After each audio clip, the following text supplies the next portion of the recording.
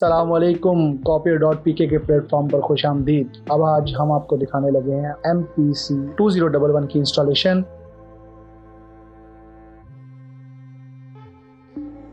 Installation करने के लिए आपके सामने पैकिंग अनपैक किया और अब इसका साइड कवर जहां पर एग्जिट होता है पेपर, हम वहां पर इसको इंस्टॉल करेंगे।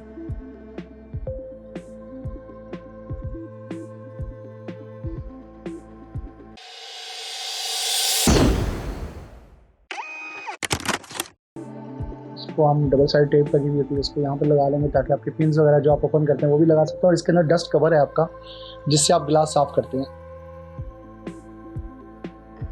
इस पर कुछ ऑपरेटिंग मैनुअल है और कुछ स्टिकर वगैरह हैं जो साइडों पर और ट्रेस वगैरह पर लगाए जाएंगे, वो भी साथ लगा लेते हैं। ऑलरेडी मशीन पर लगे हुए नहीं आते, ये साथ एक्स्ट्रा मशीन के अंदर होते हैं जो खुद से इंस्टॉल करने पड़ते हैं। आइकन्स का आपको पता है कि कौन सा प्रिंटर का है कौन सा कॉपियर का है, वो उस पर देख लें। अगर नहीं पता तो मशीन ऑन करके आपको पता लग सकता है कि कौन सी भी किसकी है।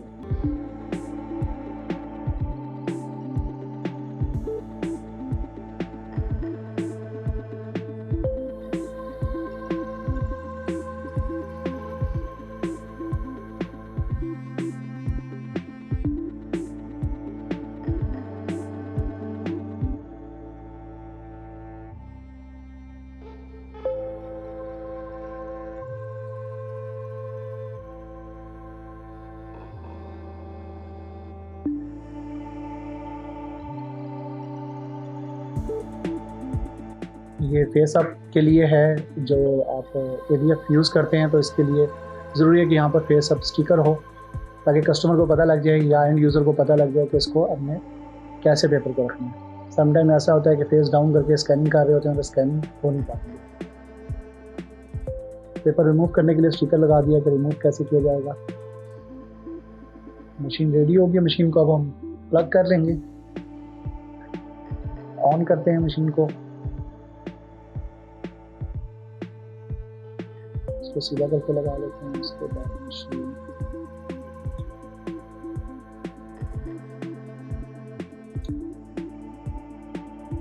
टोनर इंस्टॉल करेंगे। हम इसमें पेपर इंस्टॉल करेंगे। सबसे पहले हम इसके डेवलपर की स्ट्रिप्स इसमें से रिमूव कर देते हैं।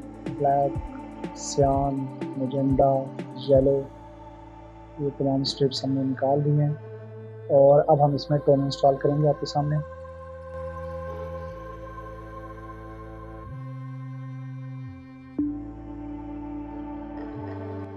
ओरिको MPC 2011 की इंस्टॉलेशन हम आपको बता रहे हैं कंप्लीट कैसे इंस्टॉल किया जाता है इसको। सबसे पहले टोनर हम इसके अनपैक कर लेते हैं। इसके साथ जेन्युइन किट आती है टोनर्स की। ब्लैक टोनर हमने इंस्टॉल किया। जो आप इसको लगाते हैं तो आपने ये ख्याल करना है कि जब भी आप इसको लगाएंगे तो मशीन में जब टोनर इंस्टॉल करेंगे तो आगे जाके इसको लॉक होना चाहिए। लॉक होने के बाद ही ये प्रॉपर जो है ना इसको मूव कर पाता है। टोनर ने रोटेशन लेनी है। अगर आप किसी भी तरह इसको गलत लगाने की कोशिश करेंगे तो ये इंस्टॉल होगा ही नहीं। आप इसको सही तरीके से इंस्टॉल करेंगे, जहाँ पर स्टिकर्स हैं वो ऑफ साइड होने चाहिए।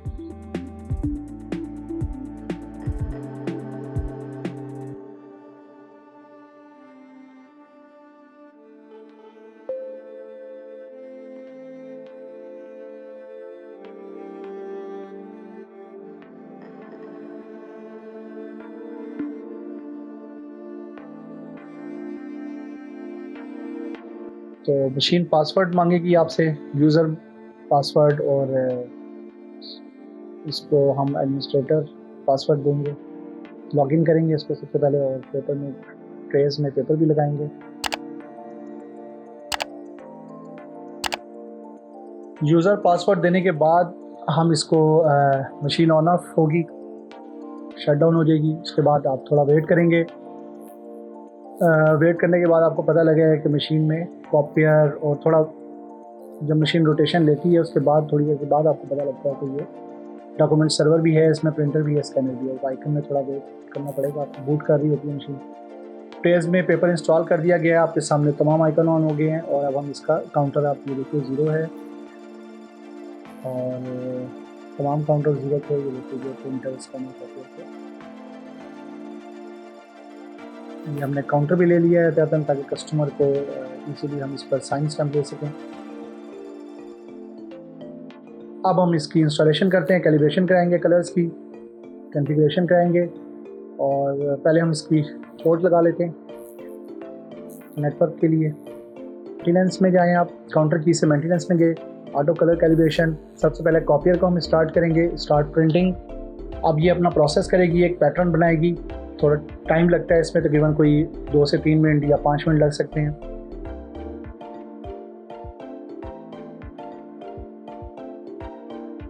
सेल्फ चेकिंग जो है ना वो इसकी हो रही है इस वक्त, और ये इसमें ऑटोमेटिकली एक प्रिंट दे देती है। ये प्रिंट दे दिया। अब हमने ये जो फेस डाउन है, जो आपने एरो का निशान देख रहे हैं, इसको हमने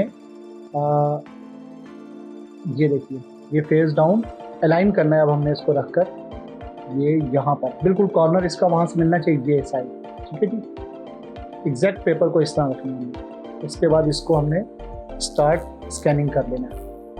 अब आपकी अलाइनमेंट हो जाएगी कलर्स की। कलर कैलिब्रेशन प्रॉपर तरीके से हो गई है। अब हम देखिए यहाँ पर डेट और तमाम इसने एक्सेप्ट कर लिया। 7:22 हमने इंस्टॉल किया। अब हम इसके प्रिंटर की फंक्शन से प्रिंटर का पैटर्न, टेस्ट पैटर्न को सेटिंग करेंगे, स्टार्ट प्रिंटिंग। अब ये प्रिंटर का पैटर्न को सेट कर रहा है। अब आपके सामने प्रिंटर का पैटर्न आ जाएगा। ये हमारा प्रिंटर और कॉपियर दोनों ऑटो कलर कैलिब्रेशन हो चुकी है। टेस्ट पैटर्न आपके सामने है 600 DPI। और अब हम इसको दोबारा से जो है ना वो फेस डाउन अलाइन करेंगे इसका, ठीक है, ताकि प्रॉपर तरीके से। अब ये देखिए, मैंने उसी तरह एरो को कॉर्नर में रखा है। और अब हम दोबारा इसको स्टार्ट स्कैनिंग कर लेंगे। अच्छा, अब इसका फ़ायदा ये होगा कि आपकी प्रॉपर कलर कैलिब्रेशन हो गई है। ये देखिए, डेट और टाइम आ गया है सारा। टेस्ट पैटर्न भी आ चुका है। अब टेस्ट पैटर्न ले लेंगे हम इसका। अब इसकी आपकी प्रॉपर तरीके से कैलिब्रेशन हो चुकी है। अब आपके कलर मिक्स नहीं होंगे। अगर आप ये प्रोसेस नहीं करते तो इसमें आपको नुकसान ये होगा कि आपके कलर्स प्रॉपर नहीं आएंगे। मशीन जहाँ पर आपका मेजेंडा होगा वहाँ हो सकता है ग्रीन सा कलर दे, जहाँ पर आपका सियान होगा हो सकता है वहाँ पर रेड किस्म का कलर दे। कलर की कैलिब्रेशन जब तक आप नहीं करेंगे आपकी मशीन प्रॉपर कलर्स नहीं देगी। परफॉर्मिंग कलर रजिस्ट्रेशन हो गई है इसकी। अब हम इसका प्रिंट ले लेते हैं और आपको दिखाते हैं कि बिल्कुल कंप्लीट हो गया। ये देखें कलर। और हम इसका एग्जिट करते हैं और एक प्रिंट लेते हैं हम अपनी फ्लैश के जरिए। प्रिंटर्स में गए, ये हमारी फाइल्स हैं कुछ, यहाँ से USB से हमने प्रिंट देना है। फाइल्स ओपन की और ये हमारे पास एक पैटर्न पड़ा हुआ है। इसका हम कलर लेंगे, फुल कलर फाइन क्वालिटी में। और ये अब हम इसको पेपर साइज सेलेक्ट कर A3 पर हम इसका प्रिंट ले लें, ताकि हमें A3 पर इसलिए लिया कि हमें प्रॉपर पूरे उसका पता लग जाएगा पैटर्न का ना अच्छे तरीके से। तो ये फाइल नेम है और ये प्रिंटिंग स्टार्ट हो गई है। और ये प्रिंट आपके सामने अभी आ जाता है। A3 साइज पर हमने प्रिंट लिया है और जो हमारी फ्लैश में था वो प्रिंट लिया है। ये आपके सामने कलर्स हैं और ये इसका प्रिंट है। प्रॉपर कलर्स आ गए हैं। अगर हम इसको प्रॉपर कैलिब्रेशन ना करवाते, कलर रजिस्ट्रेशन ना करवाते तो इसके कलर्स इस तरीके से नहीं आने, बल्कि मिक्सिंग आनी थी। तो आज आपने 2011 की कंप्लीट इंस्टॉलेशन देखी। Copy.pk के प्लेटफॉर्म से मैं आपसे इजाज़त चाहता हूँ। अगर आपको हमारी ये वीडियो पसंद आई है तो आप हमारे चैनल सब्सक्राइब कर लीजिए, बेल आइकन को प्रेस कर दीजिए, हमारी वीडियो लाइक कीजिए, शेयर कीजिए। Copy.pk से मुझे दीजिए इजाज़त। अल्लाह हाफिज़। देख लो आदमी सही आ गया।